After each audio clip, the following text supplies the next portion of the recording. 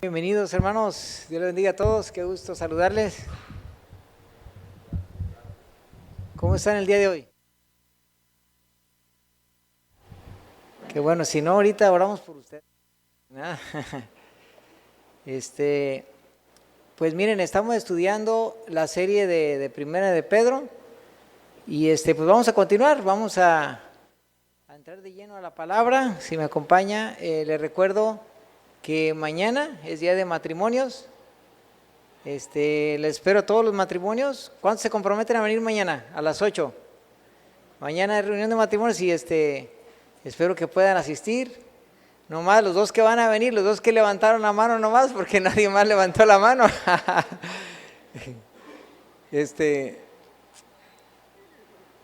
No crea que está viendo la tele o algo, está participando activamente en la iglesia, somos un cuerpo. Y pues acuérdense que ya lo hacemos cada mes, yo creo que vale la pena que si es cada mes, pues hagamos el esfuerzo, ¿cierto o no? Pues vale la pena y además la relación se fortalece y crece.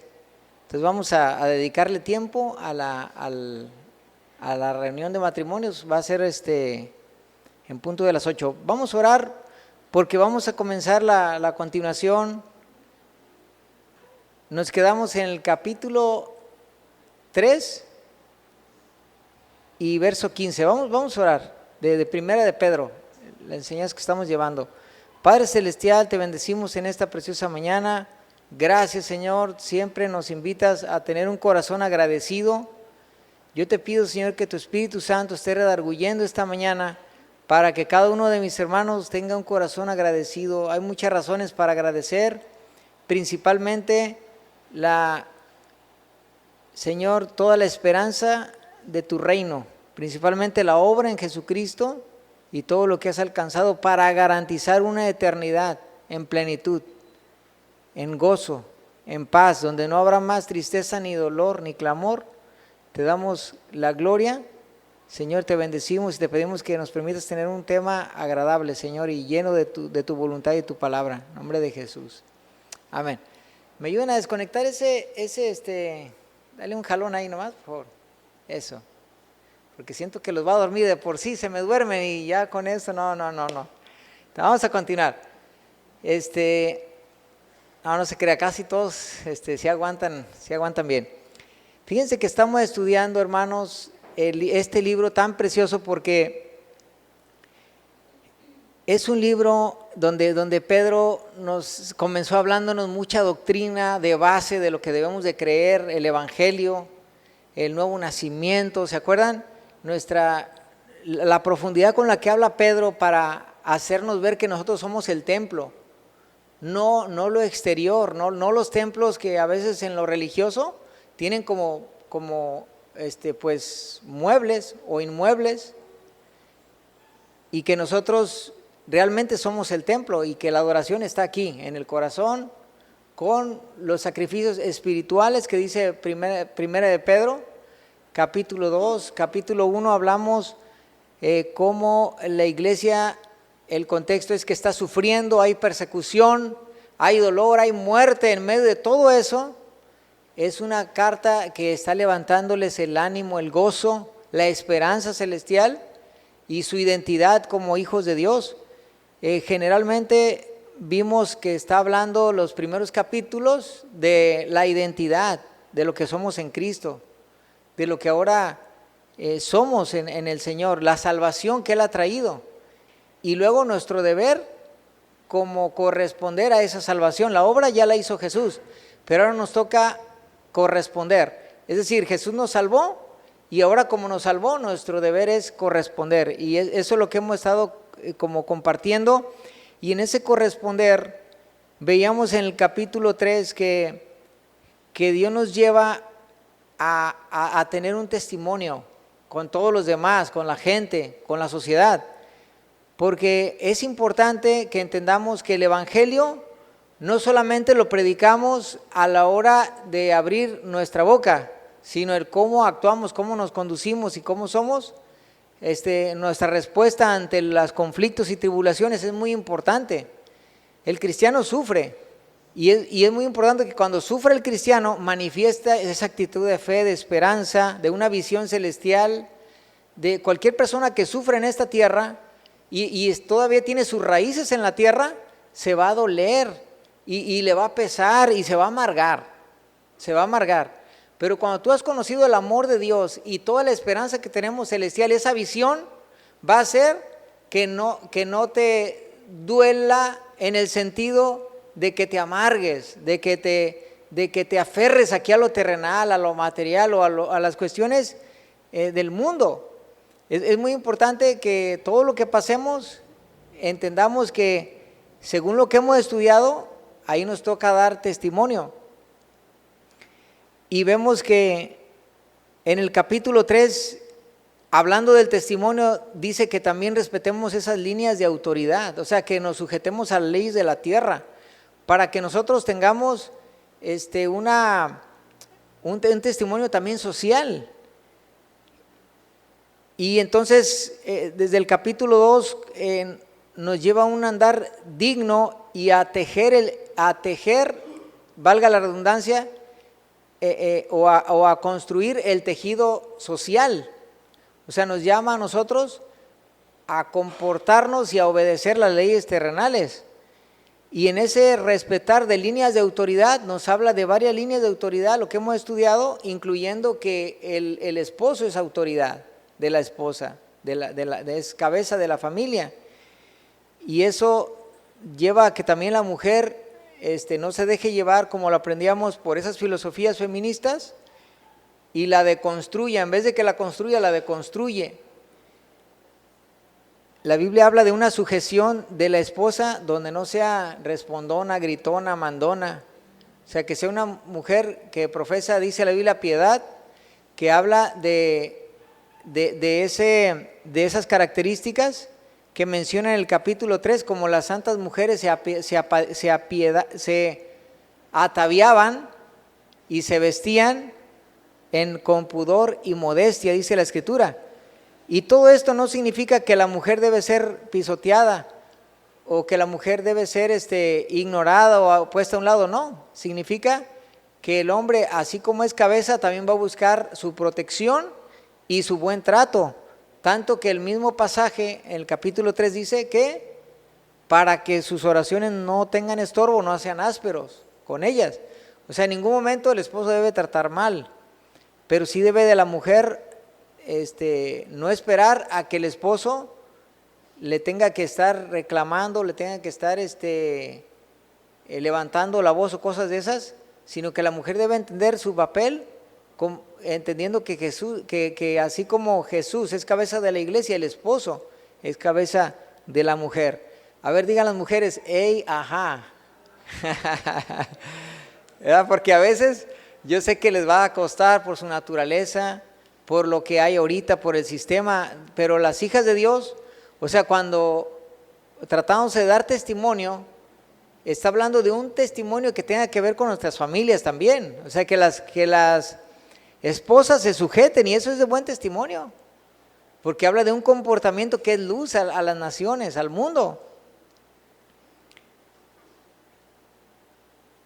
El capítulo 3 también estudiamos el último tema, que no debemos de buscar vengarnos, ni buscar el mal, ni responder con maldición ante las personas, ante las situaciones que se vayan dando.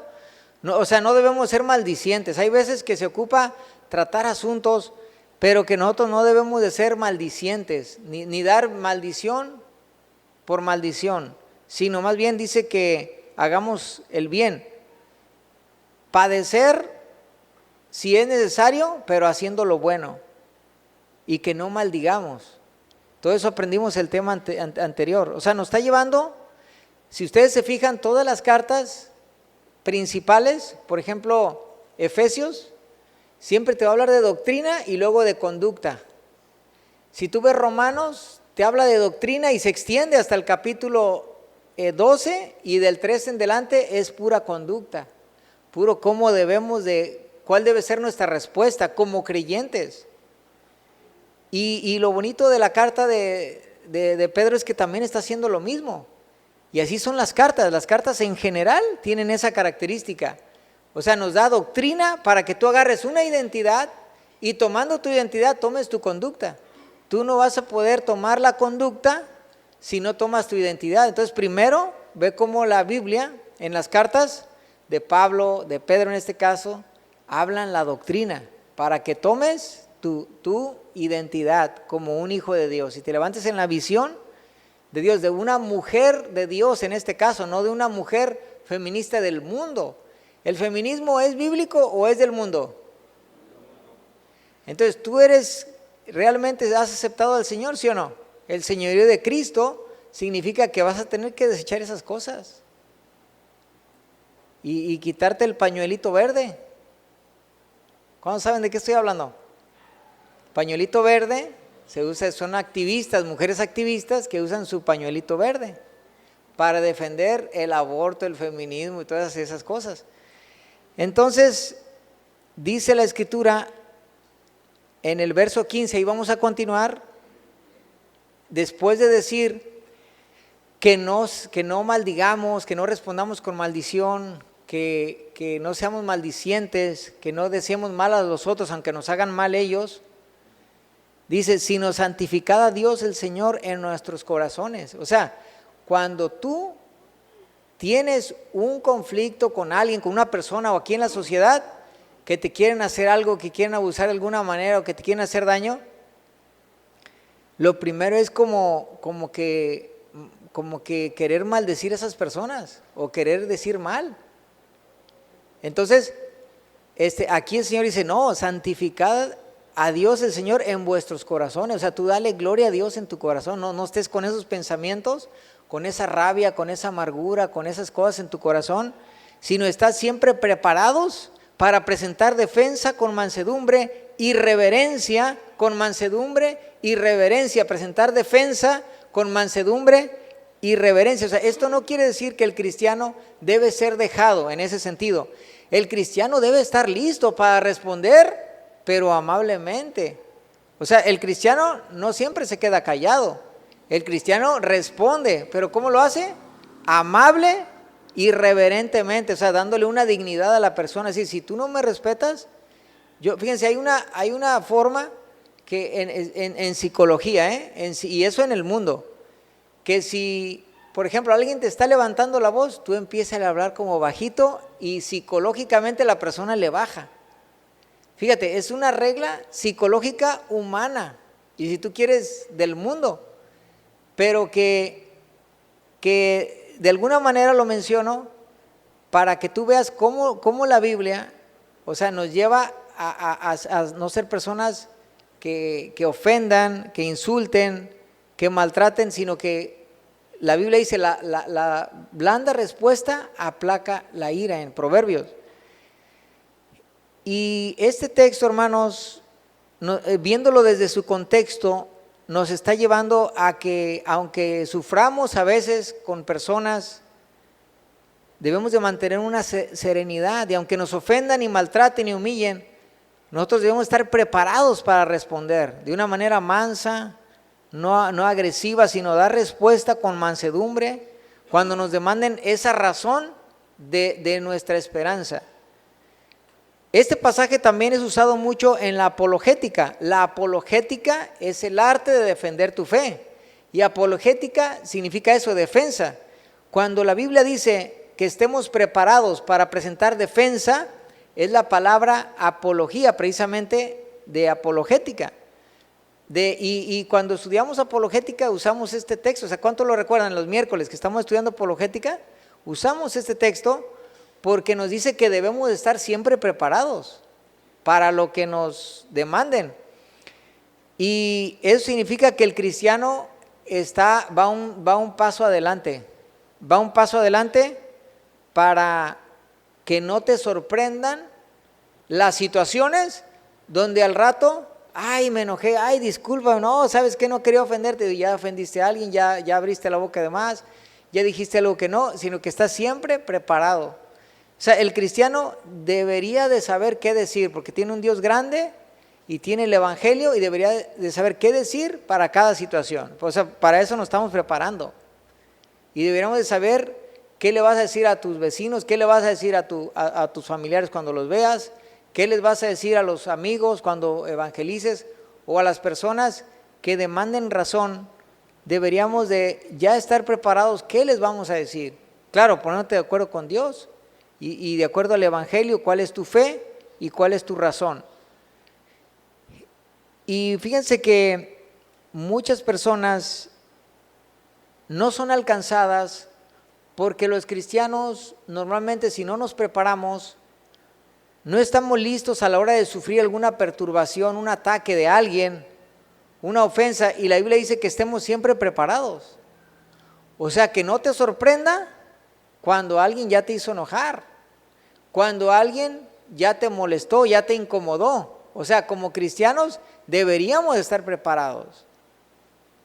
O sea, nos está hablando de el contexto de una sociedad donde está en contra de nosotros, como ovejas que somos en medio de lobos.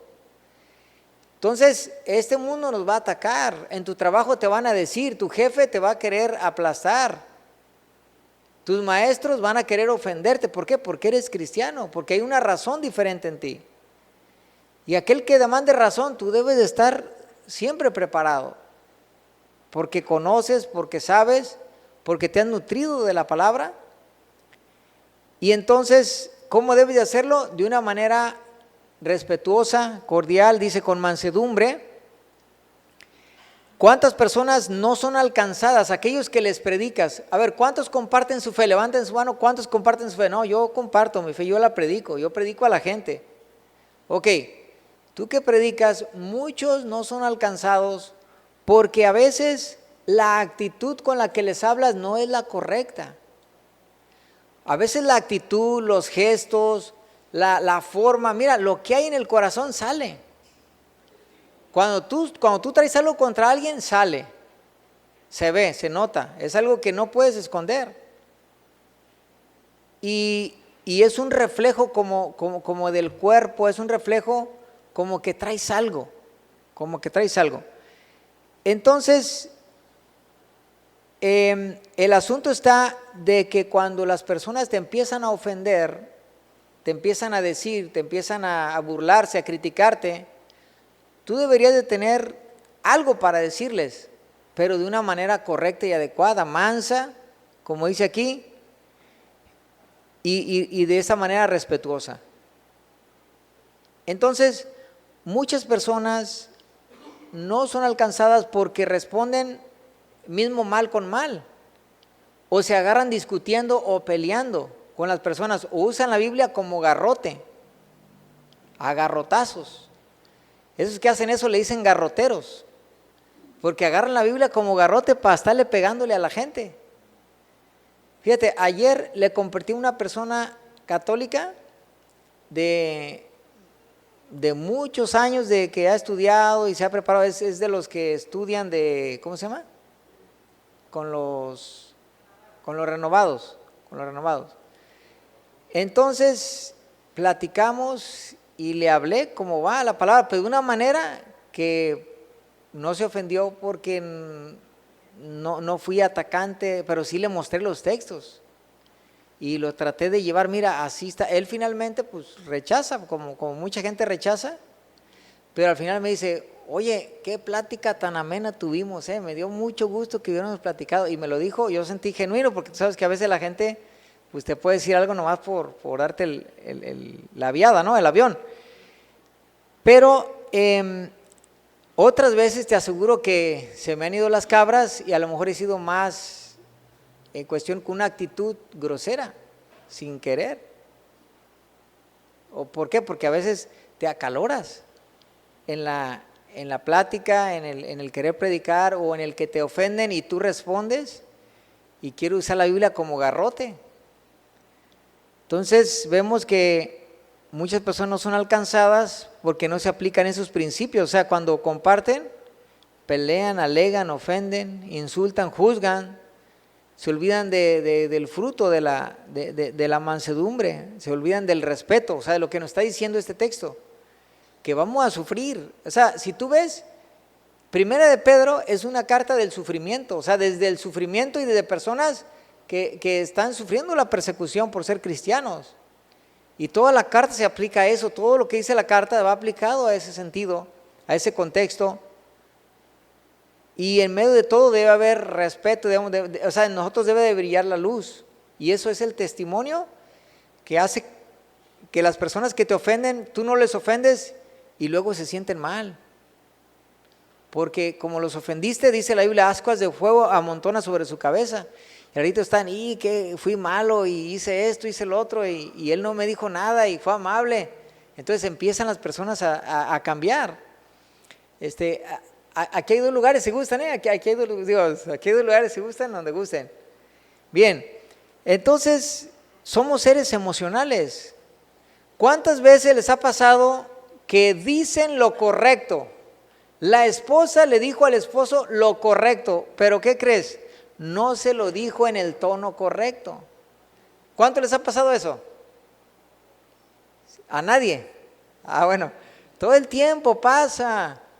¿Y qué? Hay disputas, hay pleitos. ¿Por qué? Porque te hacen reaccionar. ¿Y por qué? Porque a veces es correcto lo que está diciendo, pero no es el tono. A veces el tono es lo que cuenta. Fíjense, por ejemplo, en un tono, háblele a un animalito en un tono agresivo y dile cosas bonitas en un tono agresivo. ¿Y qué va a hacer el animalito? Pues se va a escamar, ¿cierto? Y a veces, bueno, no digo que hagan esto, pero si le dijeran cosas feas a un animalito con un tono bueno, ¿qué pasaría? Se vuela el perrito, el animalito se vuela. Y es lo mismo, o sea, la actitud, somos seres emocionales, respondemos ante emociones y a veces no es el tono, no es la forma.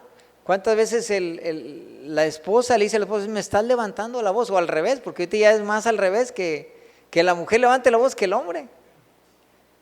Vengan mañana, varones, al de matrimonio, mañana hay matrimonio. Entonces, pero su esposa no va a querer venir, ¿eh? No, mañana hay matrimonios, acuérdense a las 8. Entonces debemos de cuidar nuestro tono, nuestras emociones, y debemos de cuidar pues la forma con la que hablamos a las personas, que sea respetuosa, que sea una forma amable como la Biblia nos está recomendando, aquel que demanda razón. O sea, que nosotros seamos intachables en el sentido que seamos luz, y todo esto le va a abrir las puertas, no solo por la predicación, sino por nuestra actitud y testimonio a las personas. Te decía cómo en apologética de eso habla este texto, es como un texto base que se usa en apologética, esto de defender tu fe, pero con la actitud correcta. Hay que defender la fe, pero con la actitud correcta, siendo amables y cordiales. Muchas veces caemos en el juego de molestarnos, de contestar el agravio, de discutir hasta pelear. Y cuando te das cuenta, no hayas ya cómo acomodarle. ¿Por qué? Porque ya te enojaste, ya respondiste. Y vemos que Pedro, en esa inspiración divina de esta carta, está diciendo que estés siempre preparado. Anticípate al agravio, anticípate.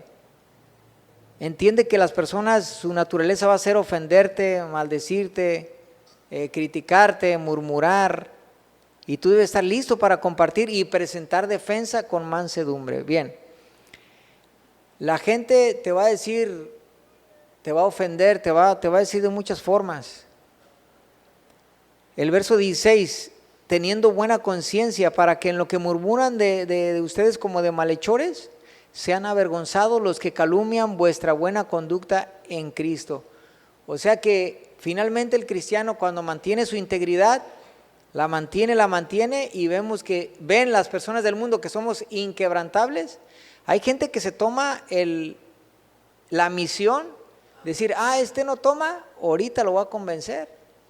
Una vez estaba en una fiesta así de la familia, y en la fiesta de la familia, ¿lo crees que me sirvieron un refresco? Y entre la plática me cambiaron el vaso y le echaron uno que tenía vino, pero ellos estaban de acuerdo. Yo entre la plática me distraje y tenía vinillo. Y obviamente lo probé y o sea, se me hizo extraño, dije, caray.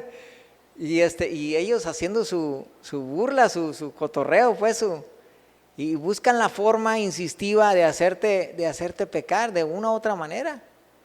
Si eres justo, íntegro, van a querer que tomes, te van a querer conseguir una pareja aunque ya estés casado. O sea, así es el mundo, trata de corroer, de corromper y no soportan que otros sí mantengan su integridad, pero cuando mantenemos nuestra integridad, ellos dicen que son avergonzados. Entonces vale la pena nuestro testimonio. ¿Cuánto dicen amén?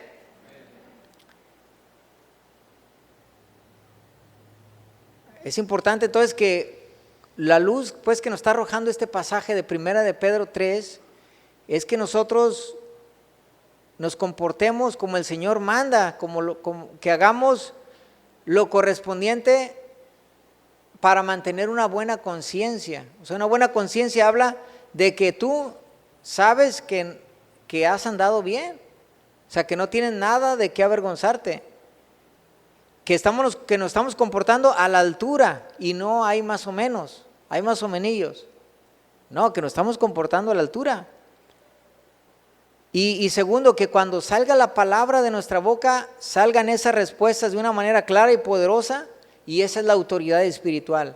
Cuando una persona tiene autoridad espiritual, es porque su conciencia está limpia.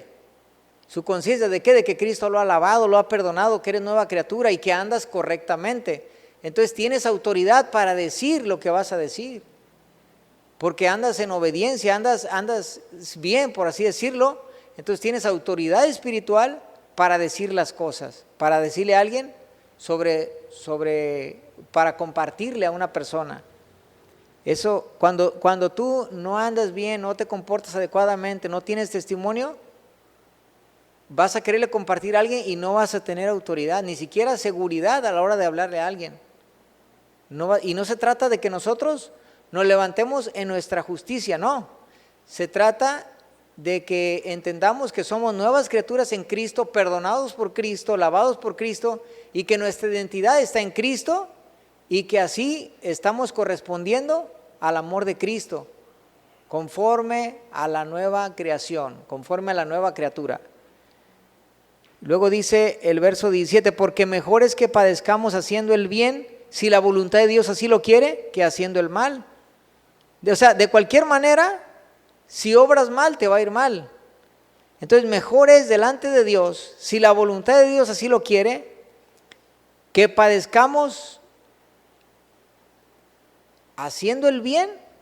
Si tienes que sufrir por hacer el bien, no importa, pero que tú tengas buena conciencia y que también entiendas algo. Si tú sufres porque has hecho lo bueno, hiciste lo justo y aún así te corrieron, aún así te hicieron mal, te acusaron, esto, lo otro, te traicionaron. Bueno, la Biblia nos enseña en Romanos 8:28 que todas las cosas que nos ayudan para bien. Es decir, todo mundo sufre, todo mundo va a sufrir, todo mundo va a padecer. En el mundo hay sufrimiento. Jesús dijo, en el mundo tendréis aflicción. Todos sufren, nada más que hay una diferencia en el cristiano. El cristiano sufre con propósito. El cristiano le ayuda, cuando sufre le ayuda para bien. No sabes todavía cómo te va a ayudar. Cuando Job sufrió y perdió a sus hijos, perdió sus bienes y perdió todo, él se postró en tierra y adoró a Dios porque no atribuyó despropósito alguno a Dios. Significa que él dijo, aquí en todo esto hay un propósito. No lo entiendo y no sé de qué manera, pero aquí hay un propósito. Ahora yo te pregunto, ¿había un propósito en Job, sí o no? Había un propósito. O sea, el cristiano no debe desmayar cuando sufre. Vas a sufrir, vas a padecer, sí, pero el cristiano debe de armarse de un pensamiento que le lleva a entender que hay propósito de Dios. ¿Has sufrido? ¿Te has desanimado? Hay propósito de Dios. No pierdas tu confianza, que tiene grande galardón, dice la Escritura. ¿Cuánto dicen amén? No siempre nos va a ir mal, no siempre nos va a ir mal, pero cuando nos vaya mal, hay que mantener nuestra fe, hay que mantener nuestra integridad. ¿Cuánto lo creen?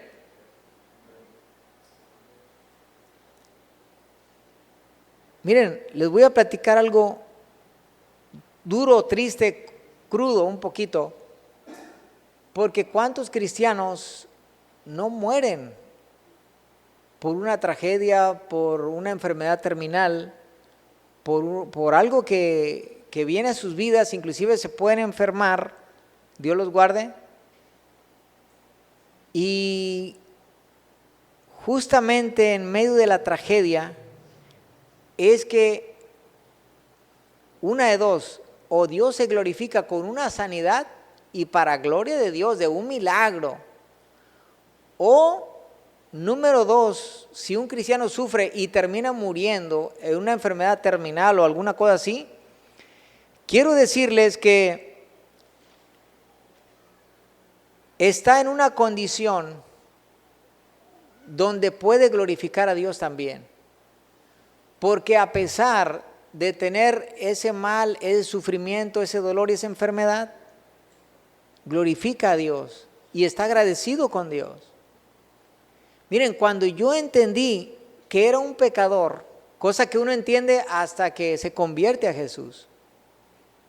Cuando yo entendí que era un pecador, entendí que no era digno de vivir a los veintitantos, que tengo ese clic, esa convicción de pecado, me doy cuenta que no era digno de vivir más. Entonces, todos estos años que he vivido, o sea, para mí yo los he vivido con gratitud. Y si Dios, por ejemplo, Dios me guarda, decir, sí, pero si hubiera tenido que morir a los 25, 27, 28, para mí hubiera sido suficiente. No sé si me explico. Porque cuando yo entendí mi pecado, yo entendí que estaba viviendo horas extra en este mundo y que no era digno. Que la misericordia de Dios y que por su misericordia no había sido consumido. No sé si lo estás entendiendo. Porque cuando te das cuenta de cuál es nuestro pecado y lo que hemos ofendido a Dios y lo que merecemos en verdad, merecemos el juicio de Dios. En cambio, el amor de Dios se manifestó en Cristo para perdón de nuestros pecados y que nuestra cuenta fuera pagada por amor, para que nosotros tuviéramos un destino y una realidad diferente, una vida diferente en respuesta a esa salvación, en agradecimiento y en temor de Dios. Entonces eso nos debe de llevar a un andar digno, a un vivir digno. Obviamente muchas veces no estamos a la altura, muchas veces fallamos, muchas veces no nos comportamos como es, pero tenemos que entender que a la hora de una situación así, de una muerte, de una enfermedad terminal, que Dios nos guarde, podemos glorificar a Dios ahí por nuestra esperanza y nuestra convicción y nuestra visión de lo celestial. Y muchas personas se han convertido por eso. Muchas personas en un milagro ven la gloria de Dios, pero la han visto también en aquellos que en el sufrimiento, en una enfermedad terminal, han visto cómo esas personas tienen fe, confianza, visión de la eternidad, que viven en un gozo y en un agradecimiento a Dios, a pesar de estar enfermos. Y eso da gloria a Dios, y de una manera que todavía mayor, porque si alguien en un milagro, pues sería normal que, ay, gracias Señor, pero a ver, en la enfermedad, en la tribulación, en la pobreza, en el sufrimiento, ¿cuántos van a decir gracias Dios? Porque este mundo, fíjate, es uno de los argumentos, el problema del mal, es uno de los argumentos de este mundo de los ateos para no creer en Dios y no confiar en Él. Pero porque es una visión terrenal, una visión en base a la condición en que estés viviendo, a lo material, a lo superficial. Pero cuando tenemos la visión de Dios y entendemos que también Jesús sufrió, que siendo el Dios eterno del universo Jesús, también sufrió y tomó parte y también participó del sufrimiento como nosotros.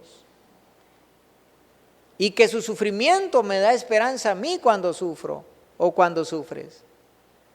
Porque la gloria que nosotros ha de manifestarse no es comparable con lo que estemos sufriendo. ¿Cuánto dicen amén?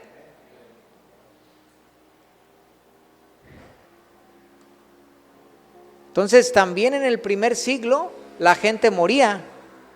Mucha gente perdió la vida porque los mataron. Y a la hora del sufrimiento ellos mostraron una actitud agradecida con Dios, una actitud de la gloria de Dios, de la esperanza celestial, sin rencores, sin amarguras contra aquellos que lo estaban matando, predicándoles, hablándoles del amor de Dios, y las personas se convertían. Las personas se convertían porque los primeros cristianos se sobreponían al dolor, al sufrimiento, y tenían una actitud muy diferente que la que podemos tener ahora. Porque la actitud que podemos tener ahora, puedes decir: Señor, si me das esto, te alabo. Si me das, ¿cuántas personas dicen? Si haces esto, Señor, me convierto, te voy a servir. Si haces esto, si sanas a mi hijo, si sanas a mi esposa, si me sanas a mí, te voy a servir. O te voy a seguir, ¿y qué pasa? Condicionado. Pero si no, ¿qué va a hacer?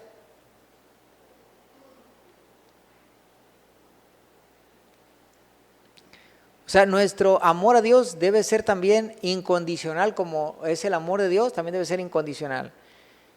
Y luego dice: porque también Cristo padeció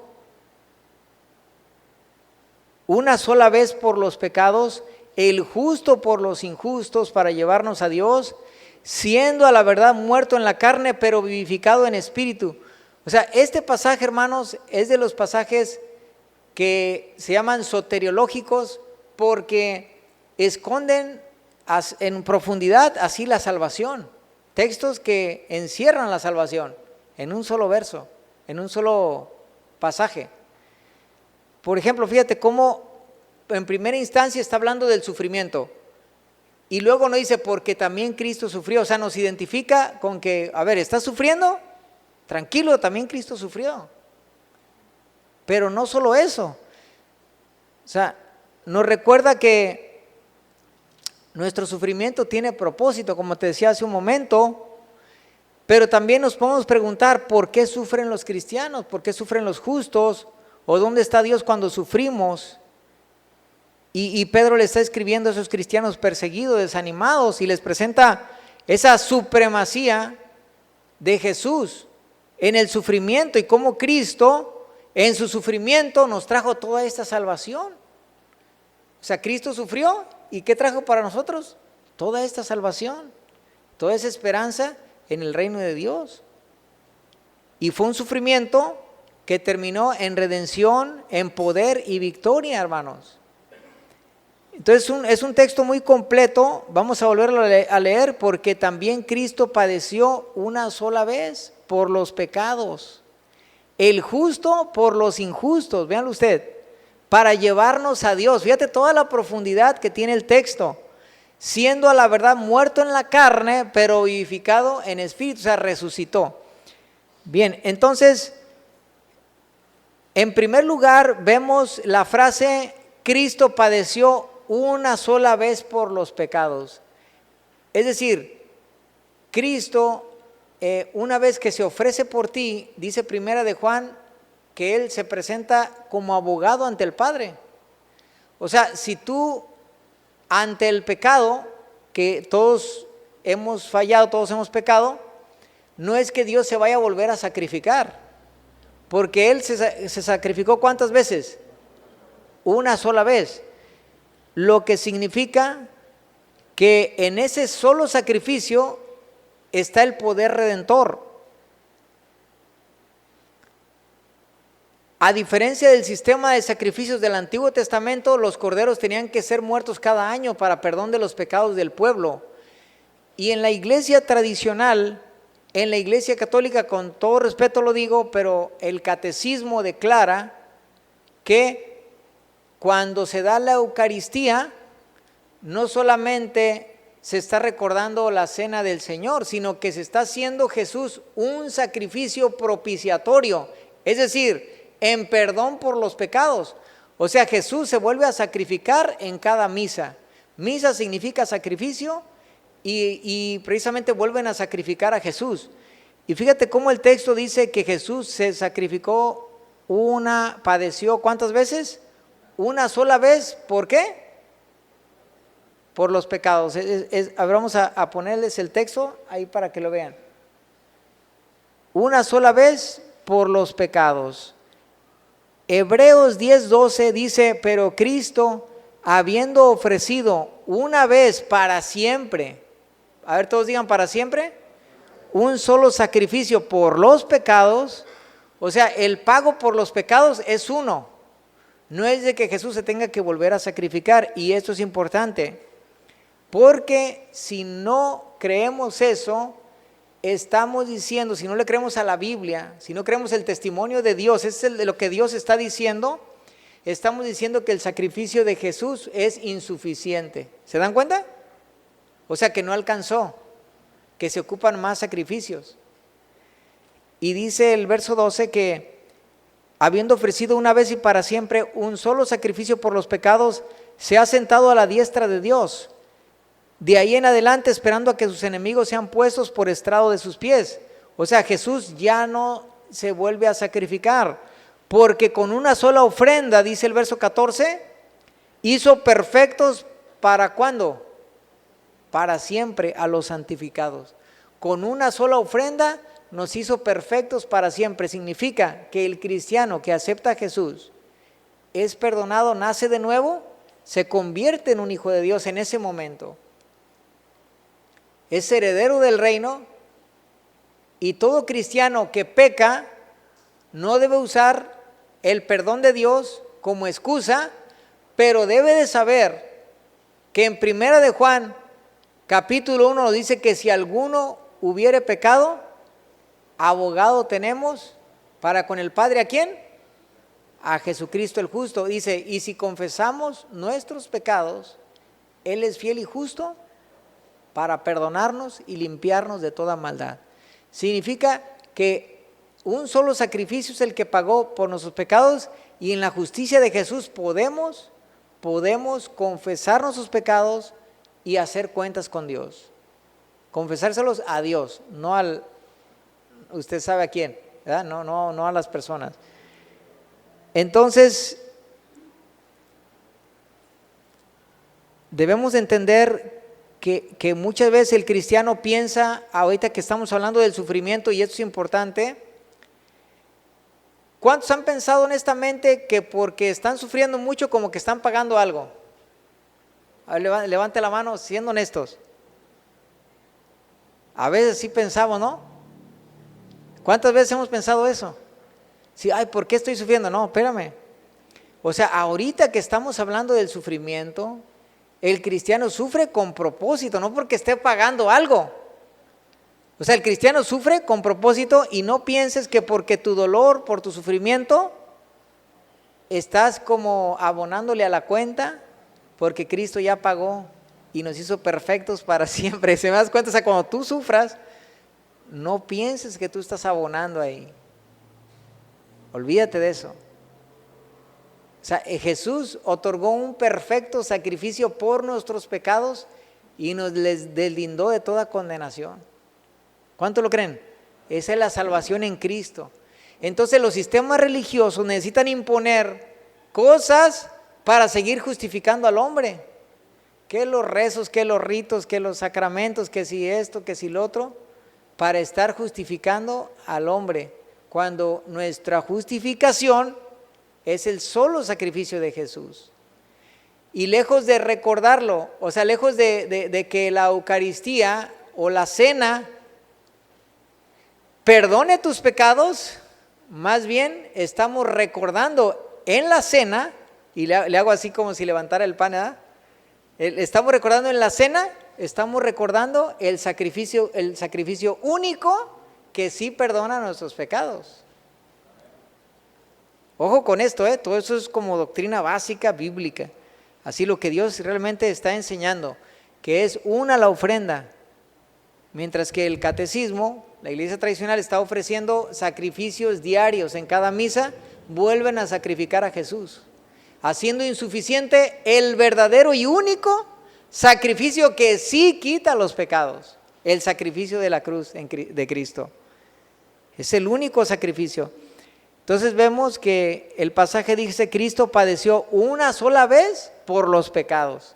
O sea, en cuanto al pecado, es un solo sacrificio.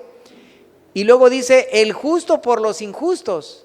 El justo, Jesús, por los injustos. Nosotros éramos injustos. Mira, el problema del hombre es que no se cree malo. Las personas, si tú haces una encuesta, 9 de 10 se consideran buenos y son pecadores todos, son malos todos según la Biblia.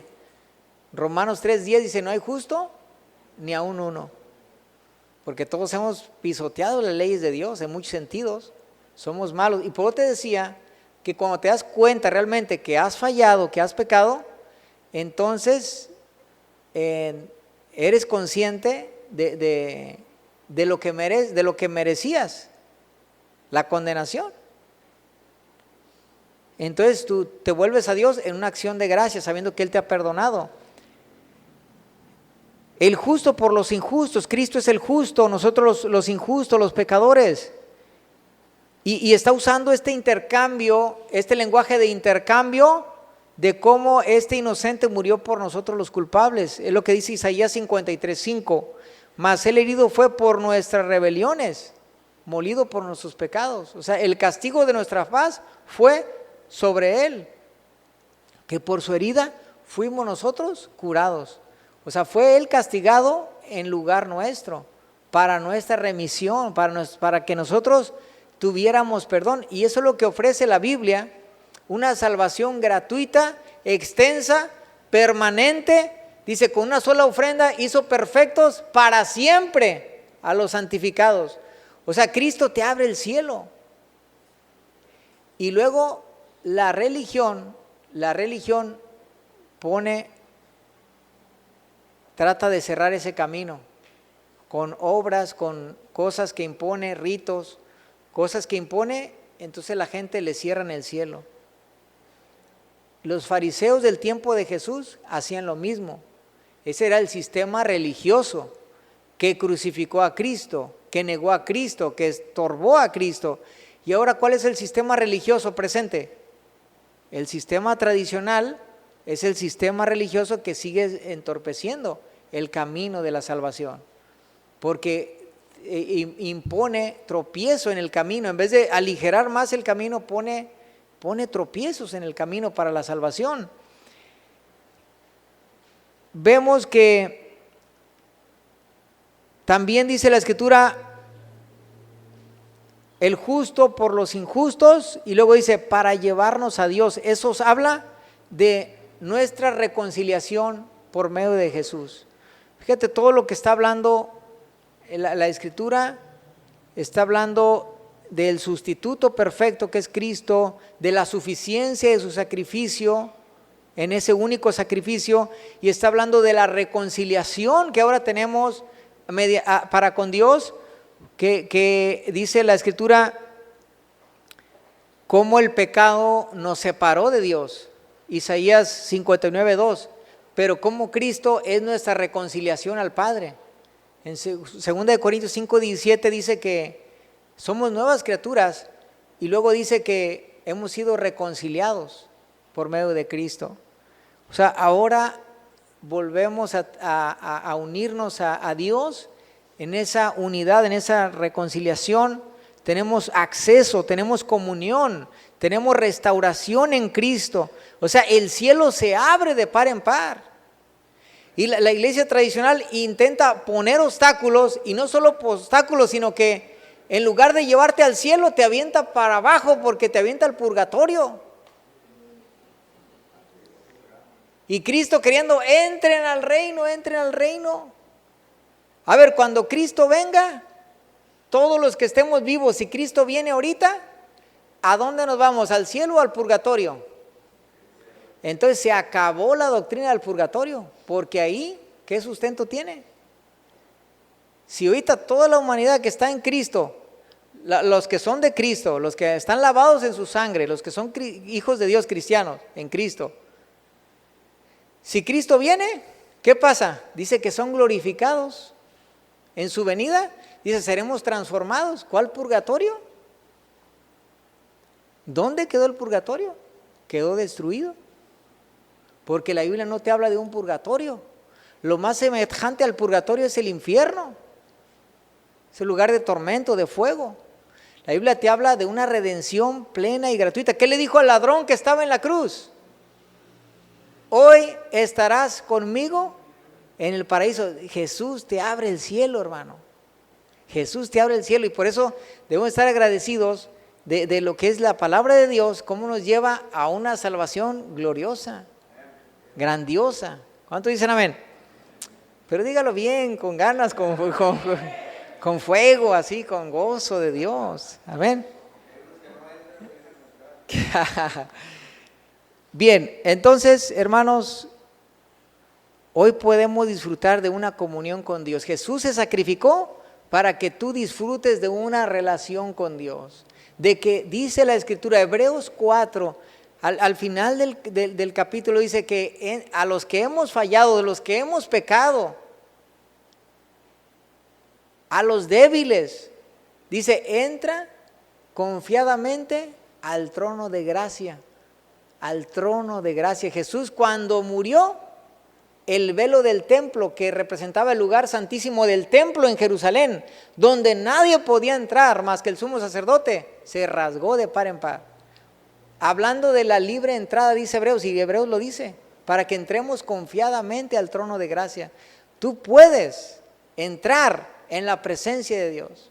Pero ¿cómo si soy pecador? El único mediador, ¿quién es? Según la Biblia, es Cristo, y Él murió por ti. Él te da acceso al pecador. Le da acceso a la presencia de Dios, porque somos lavados en su sangre, porque hay perdón de pecados, y hay una comunión con el Padre. Podemos entrar. ¿Cuántas veces nosotros, nuestra conciencia nos ha mantenido temerosos, tibios, a distancia con Dios, cuando Dios quiere una relación plena contigo? Que no te alejes. Dile al que está a tu lado, no te alejes. No te alejes. Él te está esperando. Pero soy pecador, pero he pecado. Acércate confiadamente al trono de gracia. Gloria a Dios. ¿Cuántos dan gloria a Dios? Amén. Entonces vemos que para los incrédulos este pasaje es una llave que el que crea lo va a incluir. Al incrédulo lo va a incluir y lo va a hacer parte del reino. Para los creyentes que estamos sufriendo, este pasaje nos recuerda que nuestro sufrimiento no es en vano, que también Jesús sufrió y que su sufrimiento trajo gloria. Y para la iglesia, este pasaje también nos recuerda que podemos proclamar este evangelio, que no nos está ofreciendo una religión, sino una reconciliación. ¿Cuántos dicen amén? Por medio de Cristo. O sea, el evangelio no es una religión, es una reconciliación. Porque la religión te pone cosas, te pone muchos tropiezos en el camino para que te caigas. Tienes que cumplir con esto, tienes que hacer esto.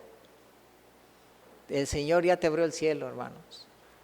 Es una salvación. La Biblia habla de no descuidar tan grande salvación. Una salvación tan grande, dice Hebreos, que no descuidemos.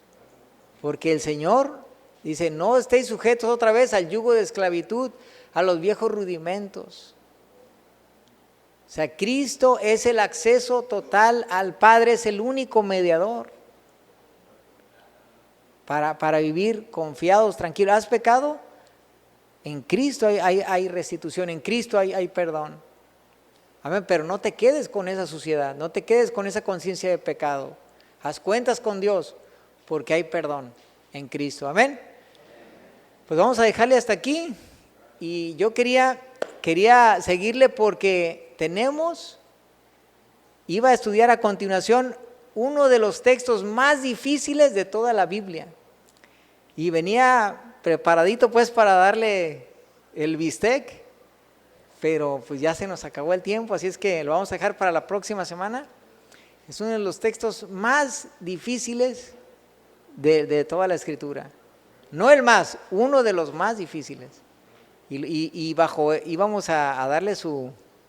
Así que se lo comento para que no se pierda la próxima semana. Vamos a orar. Dele gracias a Dios. Padre Celestial, te damos gracias en Cristo, tu Hijo, cómo nos has dado esta salvación tan grande, este perdón, Señor, que nos invitas a ser fieles, a mantener el testimonio, a hacer luz, que reaccionemos distinto de cómo reaccionan los del mundo. Es un desafío para todos.